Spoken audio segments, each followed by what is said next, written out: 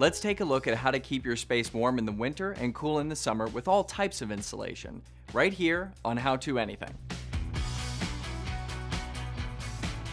There are a lot of types of insulation, and the kind you need really depends on what you're doing with it, but the basics are always the same. Insulation is a way to trap air in between a living space and the outdoors to regulate temperature in that living space. Insulation is measured by R value, or resistance value. The R value tells you how hard it is for heat to flow through 1 inch of material. A higher R value means that it's better at insulating your home. Insulation comes in many forms, so here are a few of the most common. You've probably seen these. They're called bats. These are usually made of fiberglass, have a paper backing, and are pre-cut to the right width to fit between wall studs. This type of insulation works well for unfinished walls, floors, and ceilings. Foam panels are a rigid type of foam that work well next to wall sheathing, brick, or roofs as a way to regulate temperature. You can cut these with a guide board and a utility knife. These are commonly used in basements and on unfinished walls, floors, and ceilings.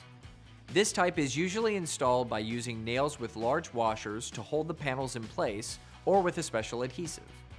Spray foam is very effective and works well for new construction or adding insulation to finished areas. There are small cans for sealing cracks and joints, or you can hire a professional to do an entire house. Blown-in insulation is usually made of fiberglass or cellulose and is applied with a machine that blows the material into place. It can be a DIY project if you have a blower, or you can just call a pro. This works well for flat areas and areas that are hard to reach. Before you can install your insulation, you have to figure out how much you need. That's where the Lowe's insulation calculator can help. Just choose the type of insulation, enter the size of your space, and the tool will automatically calculate how much you need. Fiberglass bats are the most common insulation in many places, so let's take a minute and learn how to install it.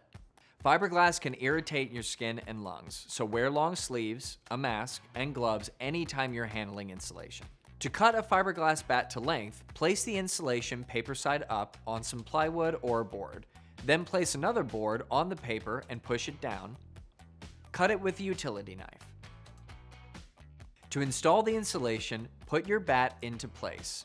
The paper barrier should face whichever side is warm in the winter. Staple this paper flap to the studs at regular intervals.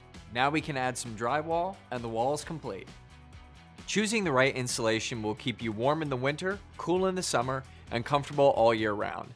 Leave a comment below on any topics you'd like us to cover next. Then head to Lowes.com to learn more, and like and subscribe for more great DIY information.